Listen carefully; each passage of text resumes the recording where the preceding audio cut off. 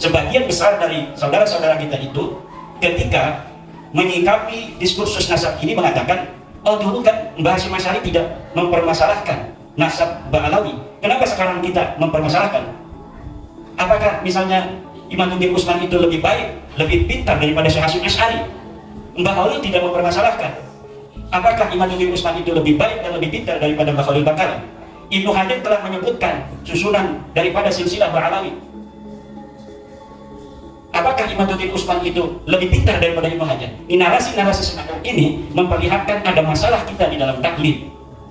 Nah, taklid itu sangat mendapatkan perhatian khusus dalam Al-Quran agar umat Islam tidak terjebak dalam setan-setan taklid. Imam Ghazali mengatakan taklid ini setan. Lihat Ihya Ulumuddin. Bagaimana Al-Quran mengatakan, inna wajadna aba'ana ala millatin wa inna ala atharihim muqtadun. Karena bapak kita sudah begini, mempunyai pendapat, apakah ada dalil ataukah tidak ada dalil, maka inna ala atharihim muqtadun, kita mengikuti saja walaupun tidak ada dalilnya. Al-Quran melarang kita untuk mengikuti sesuatu tanpa adanya dalil. La taqfu ma laysa laka bihi ilmun. Jangan engkau ikuti apapun tanpa adanya ilmu. Maka ilmu, al-ilmu huwa dalilu. Ilmu itu adalah dalil. Ilmu itu adalah dalil. Fas'alu ahla dzikri in kuntum la ta'lamun. Itu bukan perintah Allah untuk bertaklid, tapi perintah Allah untuk bertanya tentang dalil. Fas'alu ahla dzikri. Maka tanyalah para ulama, in kuntum la ta'lamun, kalau engkau tidak tahu. Tanya apa? Tanya dalilnya, bukan tanya akan kesimpulannya. Imam Ghazali di dalam Al-Mustasfa misalnya, ayat ini fas'alu ahla dzikri in kuntum la ta'lamun adalah bertanya tentang riwayat. Bertanya tentang riwayat, bukan bertanya tentang pendapat. Artinya apakah ada riwayat tentang suatu masalah yang kami hadapi ini dari Nabi, dari para sahabat, khulafaur rasyidin, apakah ada? Kalau kita tidak tahu, fas'alu ahla dzikri in kuntum la ta'lamun, bukan bertanya tentang pendapat dari seorang laki-laki yang sama dengan kita, dia adalah seorang laki-laki. Tidak bertanya kepadanya tentang pikirannya, tetapi bertanya tentang riwayat. Kenapa kita tidak bertanya tentang pikiran orang? Karena pikiran orang itu sama dengan pikiran kita. Yang membedakan adalah pikiran itu apakah berdasarkan dalil ataukah tidak. Imam Syafi'i mengatakan la yahillu taqlidu ahadin siwa Nabi sallallahu alaihi wasallam. Tidak boleh kita mengikuti, tidak halal.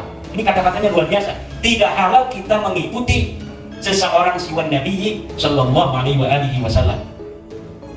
Imam Malik juga mengatakan hal yang hampir mirip. Kullu ahadin yukhadu qawluhu wa yuraddu ila sahibi hadzal qabri.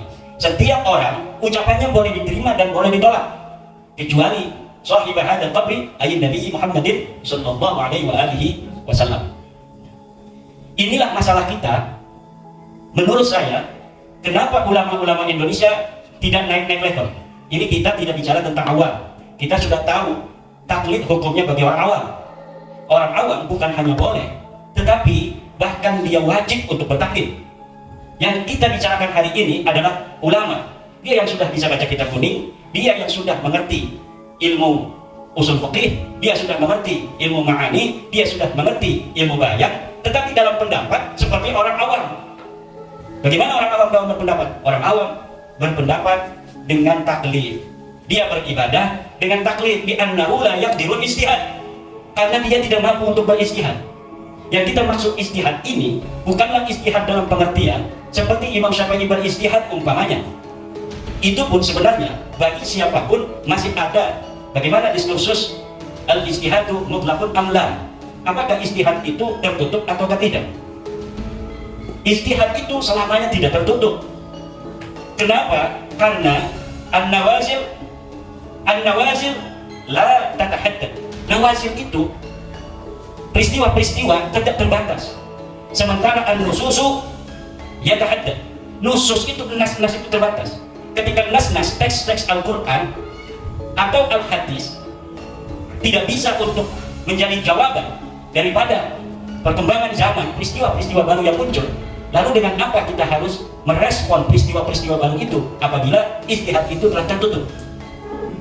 Fikih yang hari ini kita pelajari, Fathul Qarib, itu hal yang ada di Fathul Qarib adalah pemikiran ulama tentang sebuah nas yang ada di dalam Al-Quran dan hadis atau ijma atau qiyas berdasarkan kontekstualitasnya yang ada pada masanya. Tentunya dalam setiap masa akan ada hal-hal baru yang apabila kita cari penyelesaiannya dari Fathul Qorib tidak akan kita jumpai. Begitu pula dalam Fathul Mu'in walaupun baru 100 tahun lebih. Begitu pula dalam I'anatul Talibin. Begitu pula di dalam kitab-kitab lainnya, apalagi misalnya kita langsung pada Imam Ar-Rafi'i yang sudah 500 tahun, pada Ibnu Hajar yang bisa 200 tahunan, apalagi kita langsung pada Imam Syafi'i yang sudah 1000 tahun. Tentunya dalam setiap masa az-zamanu yahtaju ila rijal. Untuk apa? Rijal ini yang akan menjadikan Al-Quran itu bicara. Di anal Qur'ana la yantiqu wa innama yatakallamu bihi rijal. Quran itu tidak bisa bicara, yang bisa bicara itu adalah ulama.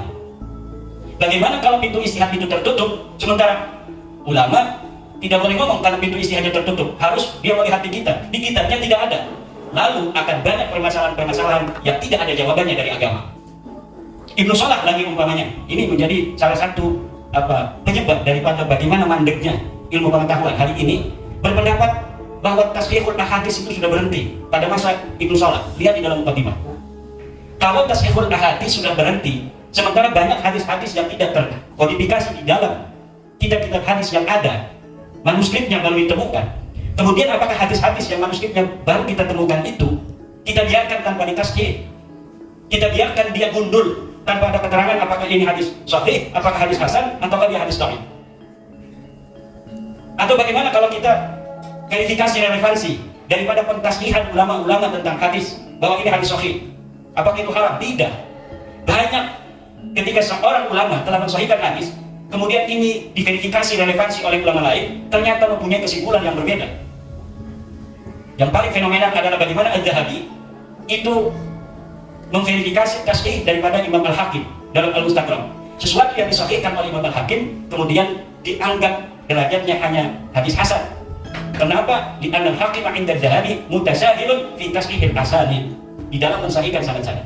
Dan inilah fikih peradaban Nahdlatul Ulama hari ini merangsang kita untuk bagaimana memverifikasi berbagai macam tatanan-tatanan pola pikir yang sudah mengkristal di kalangan kaum muslimin Indonesia untuk dapat menjawab peradaban masa kini dan masa yang akan datang. Diharapkan 100 tahun lagi antara hari ini sampai nanti pada abad kedua Nahdlatul Ulama di akhir, dari kalangan santri Nahdlatul Ulama muncul ulama sekaliber Wahbah Az-Zuhaili, muncul sekaliber ulama Yusuf Al-Qaradawi atau yang lain-lainnya, Said Ramadan Al-Huti dan sebagainya.